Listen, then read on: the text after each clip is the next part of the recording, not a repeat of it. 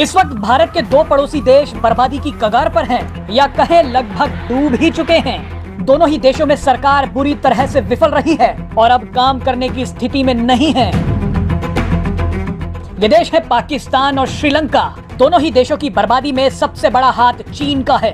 भारत ने कई मौकों पर पाकिस्तान और श्रीलंका को चेतावनी भी दी थी, लेकिन वो माने नहीं और अब भुगत रहे हैं। पाकिस्तान और श्रीलंका की ये हालत देखकर अब नेपाल भी चौकन्ना हो गया है।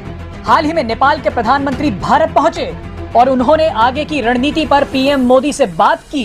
बहरहाल आपको बता दें कि पाकिस्तान के हालात में सुधार की उम्मीद तो अब ना के बराबर है, लेकिन श्रीलंका और नेपाल को आखिरी उम्मीद भारत से ही है।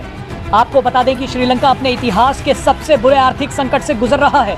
हालात इतने बुरे हैं कि वहां पर हिंसक प्रदर्शन भी शुरू हो चुके हैं और पूरे देश में इमरजेंसी का ऐलान कर दिया गया है।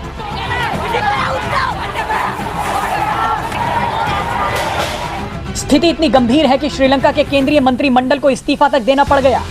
श्रीलंका में जो कुछ हो रहा है उससे बाकी देशों की आंखें खुल जानी चाहिए।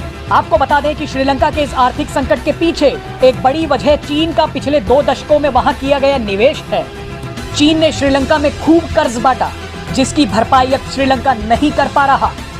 आप ये जानकर हैरान हो जाएंगे कि 2021 और 22 में श्रीलंका की चीन को देनदारी $2 बिलियन तक पहुंच गई है।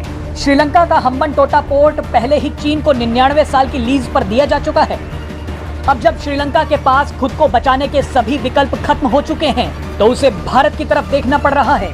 एक सच्चे पड़ोसी का धर्म निभाते हुए भारत ने भी अब श्रीलंका को बचाने के लिए पूरी